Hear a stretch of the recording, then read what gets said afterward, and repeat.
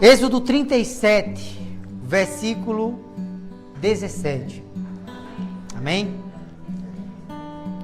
Fez também o candelabro de ouro puro, de ouro batido o fez, o seu pedestal, a sua haste, os seus cálices, as suas maçanetas e as suas flores formavam com ele uma só peça.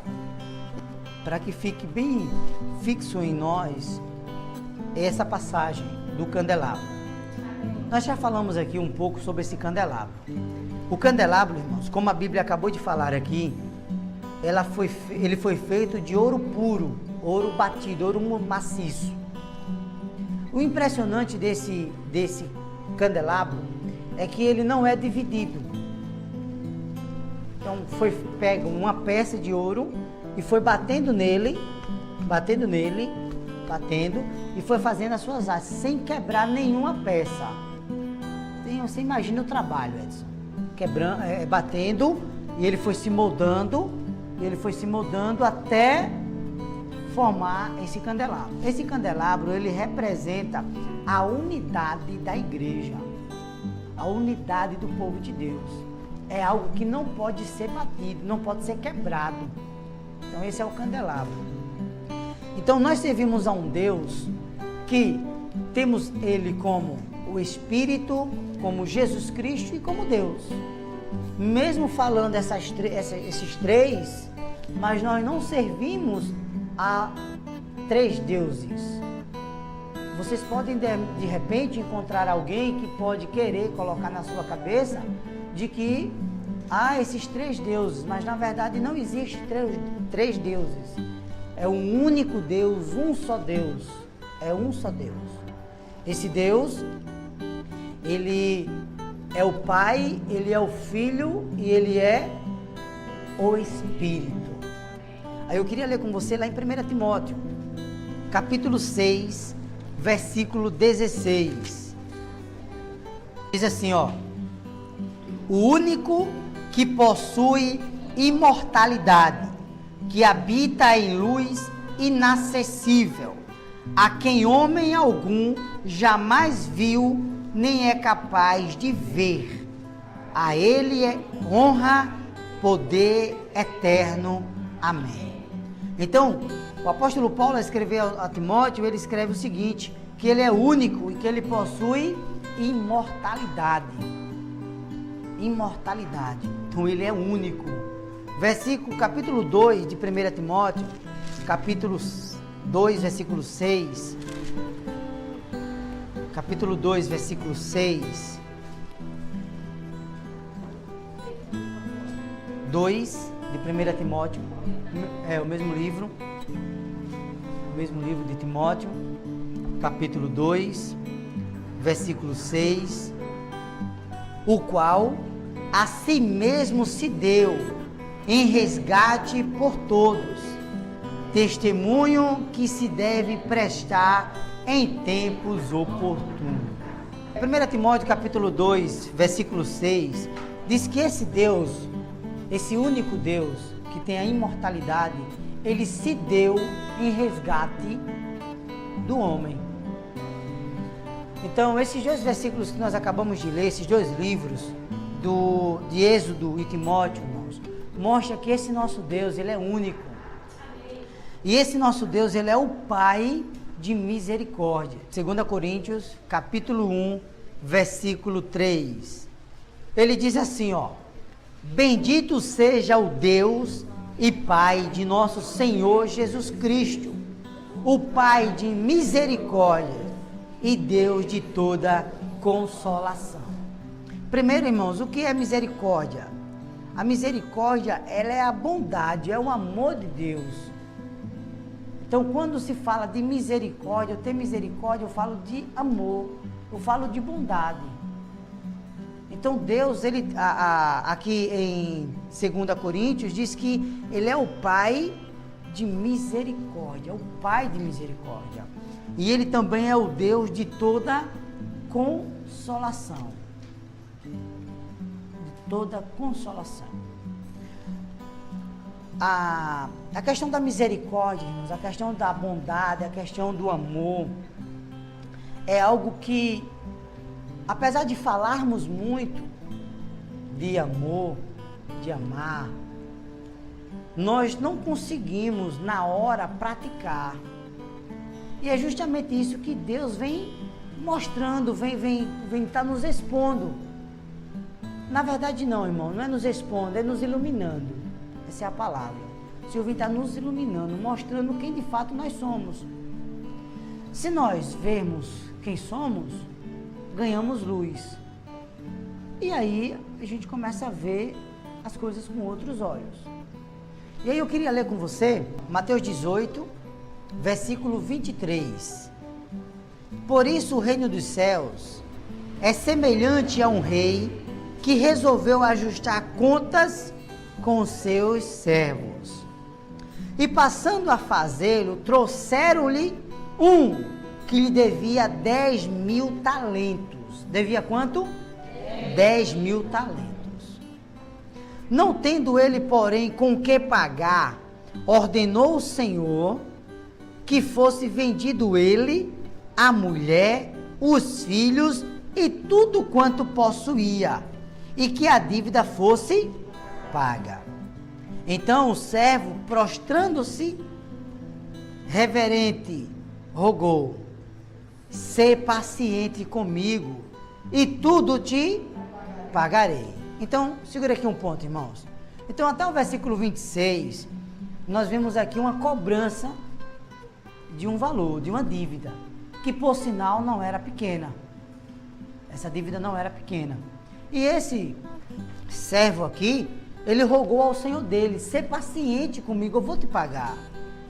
Aí aqui o rei, no versículo 27, disse assim, ó: e o senhor daquele servo, compadecendo-se, mandou-o embora e fez o quê?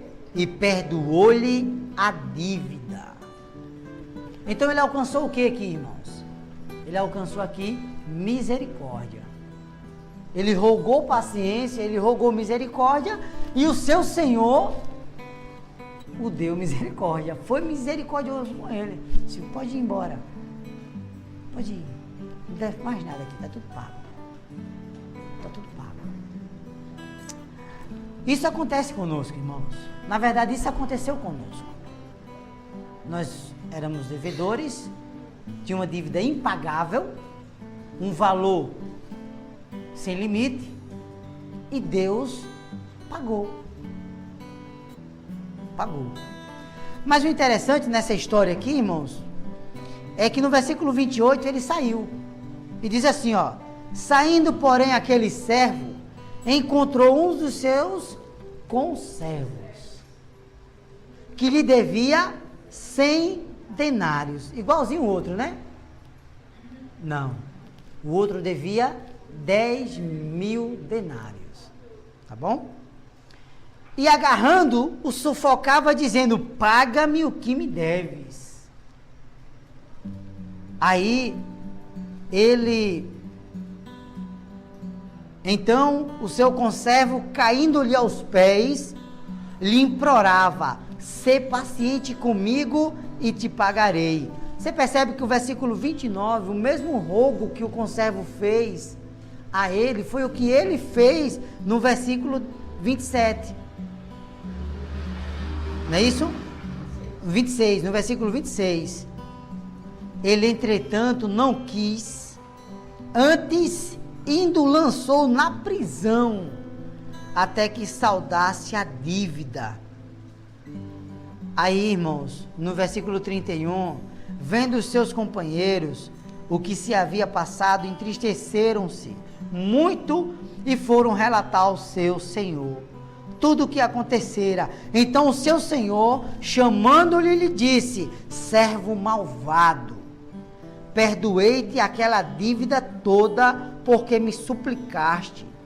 Não deverias tu igualmente compadecer-se do teu conservo, como também eu me compadeci de ti?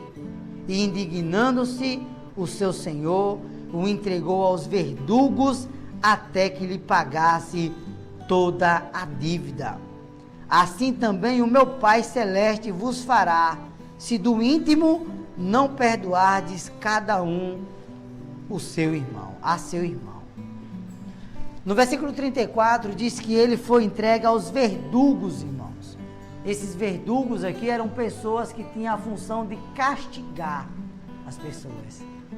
Então você imagina a situação desse servo, que foi-lhe perdoado 10.000 denários, mas quando ele rodou a esquina, ele encontrou uma pessoa que lhe devia 100. E essa pessoa lhe fez um rogo, lhe pedindo para ser paciente, e mesmo assim, irmãos, ele não teve misericórdia.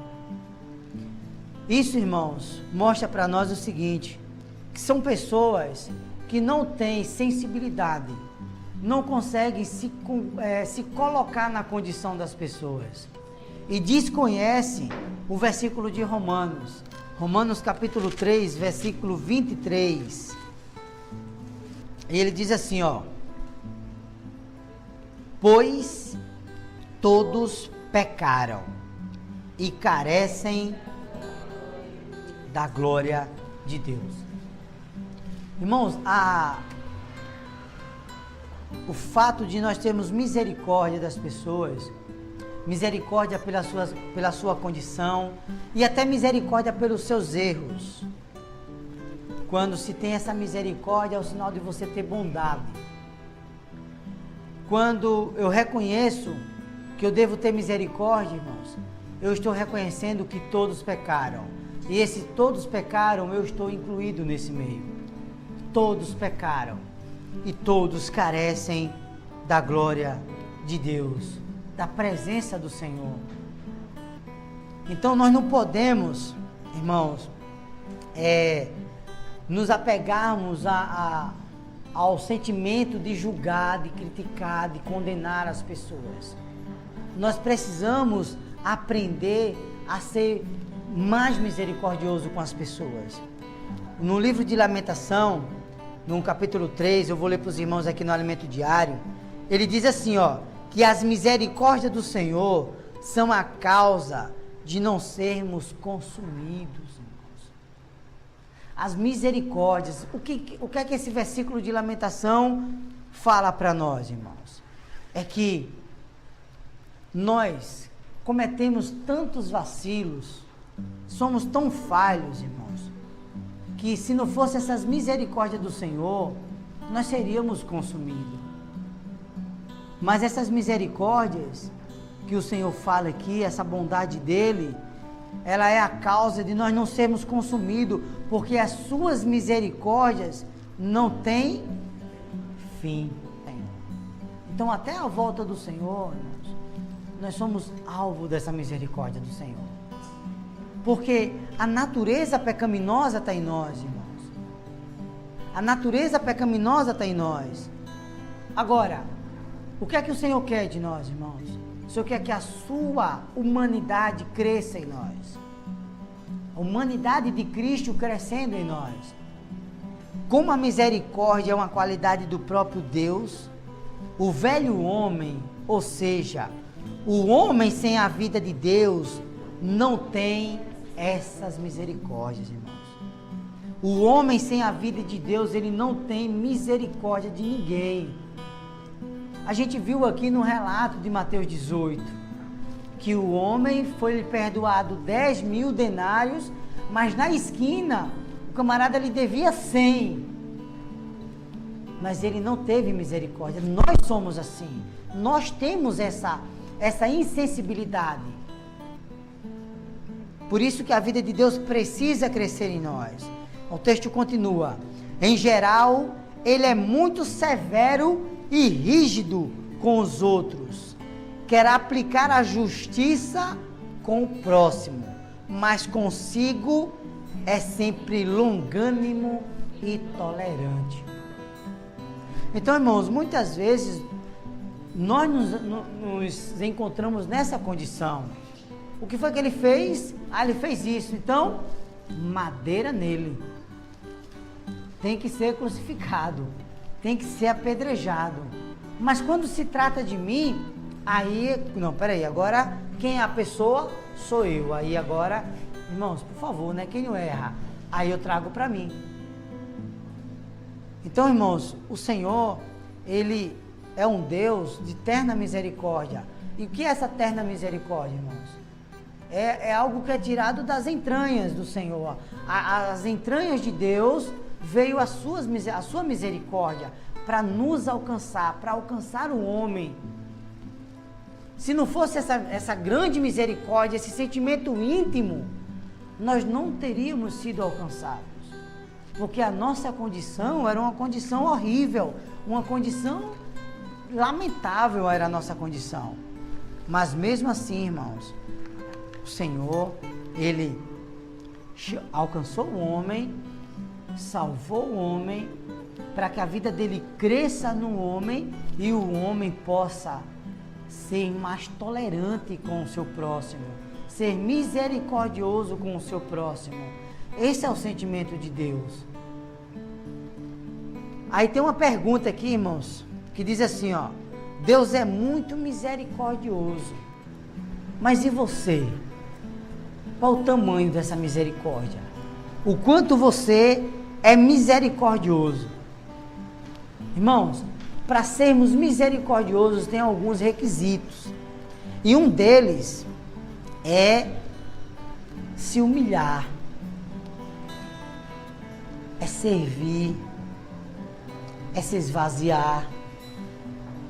Não tem como você ser misericordioso com as pessoas se você é uma pessoa egocêntrica, é uma pessoa que vive para você, é uma pessoa que não consegue servir. Em Filipenses capítulo 2, versículo 5, eu queria ler com você. Tende em vós o mesmo sentimento que houve também em Cristo Jesus. Então, ele já relata assim: tende em vós. Então, eu preciso ter em mim o sentimento, o mesmo sentimento que houve em quem? Em Cristo Jesus. Que sentimento é esse? Qual foi o sentimento que Deus teve, irmãos?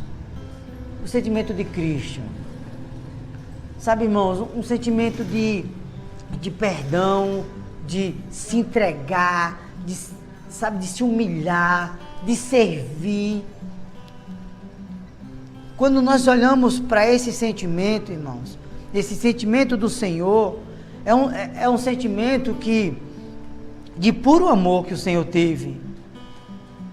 Eu já relatei esse versículo para alguns irmãos, em Marcos capítulo 10, eu queria ler com os irmãos. Olha o sentimento do Senhor, irmãos. Marcos 10, 45. Pois o próprio, olha só, 10:45.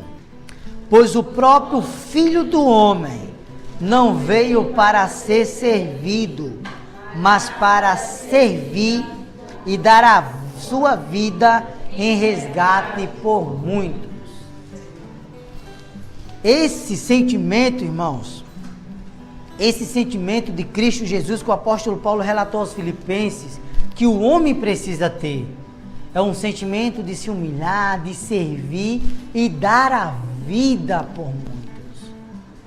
Esse é o sentimento. O homem não consegue fazer isso, irmão, se ele estiver só. Ele não consegue, ele precisa buscar a presença do Senhor. Ele precisa buscar essa comunhão íntima com o Senhor. Porque ele não tem como fazer, irmãos. Ele não tem como fazer se ele não reconhecer. Se ele não reconhecer que ele é pecador. Olhe, tem um versículo aqui de Romanos, eu quero ler com você. Romanos 3. Se ele não reconhecer isso aqui, irmãos. Romanos 3. Senhor Jesus. Nós lemos o 23 que todos pecaram, não é isso? E eu quero ler com você Romanos 3, versículo 10. Romanos 3, 10. Diz assim, ó. Como está escrito, 2 pontos. Não há justo, nenhum sequer. Irmãos, quando o homem tem um sentimento de servir, de se humilhar, sabe, de se entregar pelas pessoas, ele precisa começar a olhar para ele e descobrir que existe Romanos 3, 23, que diz que todos pecaram e todos carecem da glória do Senhor. E Romanos 3, 10, que diz que não há um justo sequer. Então eu estou englobado, eu estou dentro dessa condição. Então eu começo a olhar para mim, eu começo a ver a minha condição, e aí eu começo a olhar para as pessoas com outros olhos, eu começo a colocar, eu começo a me colocar ali naquela condição. Então eu preciso procurar servir mais ao Senhor, buscar mais a presença do Senhor, para que o Senhor vá se acrescentando em mim. Quando o Senhor começa a se acrescentar em mim, irmãos, eu começo a aplicar a misericórdia para as pessoas. Quando eu começo a ser misericordioso com as pessoas, aí, irmãos, a vida é sinal de que essa vida vai crescendo, essa vida vai aumentando, é o sinal da presença de Deus, é essa misericórdia, irmãos. É essa misericórdia. E aí eu queria ler um texto aqui com vocês. Essa é a esperança da glória.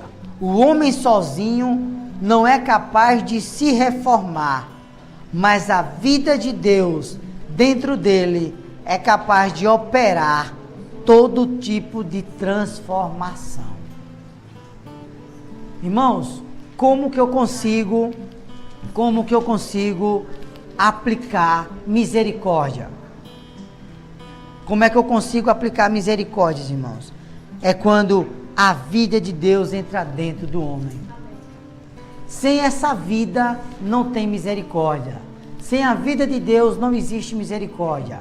O que existe é justiça para ele e misericórdia para mim.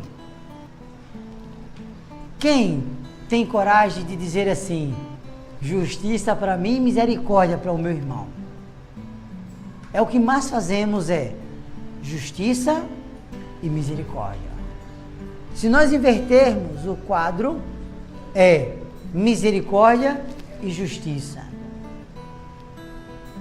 A misericórdia, ela é aplicada com...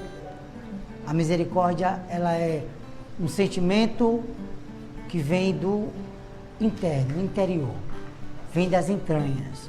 Vem, sabe, do mais profundo, do sentimento mais profundo. É a prova do amor do Senhor. É essa misericórdia. Por isso que nós precisamos aprender com Cristo. A semana passada foi o modelo, Cristo. Qual é o modelo? O modelo de se humilhar. No livro de Filipenses ele diz que ele se humilhou, que ele se fez na figura humana. Ele se humilhou, tornando-se obediente. Esse foi o sentimento do Senhor. No livro de Filipenses, capítulo 2, versículo 7. No versículo 5, nós lemos que o apóstolo Paulo nos recomenda ter o mesmo sentimento. No versículo 7, ele diz assim, ó. Antes a si mesmo se esvaziou. Ele se esvaziou, irmãos. E ele diz assim, ó. Assumindo a forma de servo, tornando-se em semelhança de homens e reconhecido em figura humana. O 8 diz, a si mesmo se humilhou, tornando-se obediente até a morte e morte de cruz. São 3 pontos aqui, irmãos. Primeiro o Senhor, ele se esvaziou. Ele se esvaziou. Aí o Senhor, ele aqui se humilhou. E ele foi obediente. São sentimentos que nós temos, irmãos. Nós somos cheios de nós mesmos. Então hoje o Senhor, ele quer mostrar para nós que quando eu não exerço misericórdia para com as pessoas, é porque eu ainda estou cheio de mim mesmo. Eu ainda olho só para mim. Eu acho que eu sou justo, eu acho que eu sou perfeito, e aí eu começo a não me esvaziar. E Cristo, ele mesmo não tendo pecado, irmãos, ele não sendo pecador, mas ele foi reconhecido em figura humana e ele se esvaziou. E aí diz que ele se humilhou. Ele poderia, irmãos, não ter ido para a cruz.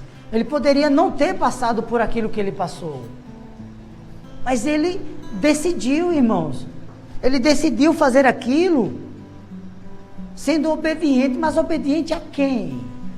A quem Cristo foi obediente? Ele foi obediente a Deus. Mesmo ele sendo pai, mas ele estava na condição de filho, na condição de homem. Como é que eu consigo ser misericordioso, irmãos? Quando eu sou obediente a Deus. Quando eu começo a buscar o Senhor. O Senhor, ele dá esse modelo para nós. Ele quer que você, ele quer que eu, irmãos, exerça a misericórdia. Mas que misericórdia é essa? A misericórdia de me colocar no lugar das pessoas. A misericórdia de amar mais as pessoas. De, sabe, olhar para certas situações e não exigir tanto, não cobrar tanto, sabe? Não, porque não fez isso, e porque não fez aquilo, e era para ter assim. O sentimento, irmão, da misericórdia do Senhor, que vem falando aqui, é que nós precisamos ser mais maleável. O Senhor, ele não cobra de nós, irmãos. Quando nós olhamos para as pessoas, nós queremos julgar, nós queremos condenar, nós queremos criticar. Esse é o sentimento humano, esse é o sentimento humano. Mas aí em seguida eu preciso aplicar a misericórdia do Senhor e olhar, irmãos, para as pessoas com o sentimento de Deus. Quando essa misericórdia nos alcançou, o Senhor agora ele tem um sentimento, irmãos. É o sentimento de nos aperfeiçoar. E agora, esse sentimento de aperfeiçoamento é o que dói, é o que machuca.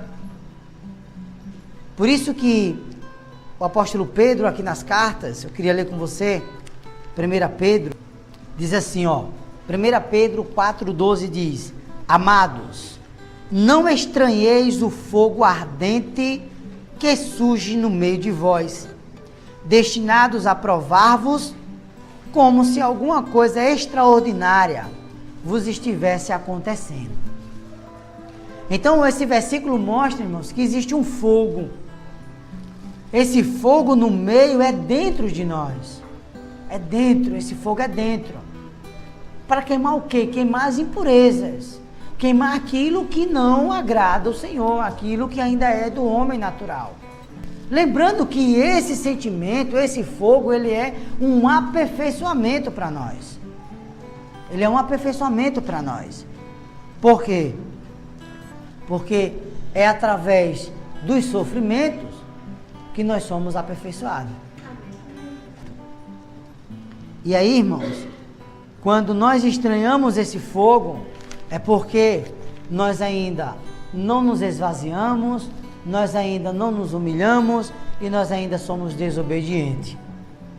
Quando eu estranho qualquer situação na minha vida e eu murmuro e eu resmungo, é porque eu não estou me aperfeiçoando. Eu ainda estou rebatendo com a condição, com o meu velho homem. Eu não quero me humilhar, eu não quero obedecer. Por isso que eu fico ali murmurando. Por isso que eu fico ali lutando contra mim mesmo. Então, eu queria ler com você esse texto. Também devemos usar de misericórdia para com os homens. Chega de cobrança nas famílias e na igreja. Se nós cremos que realmente Deus nos perdoou e que continuamos a experimentar esse perdão, devemos de igual modo aprender a perdoar e a ajudar as outras pessoas. Então, agora, irmão, nós precisamos usar de misericórdia e não cobrar. Aplicar a misericórdia, permitir que Cristo cresça, que Cristo avance em nós, para que nós possamos expressar mais o Senhor.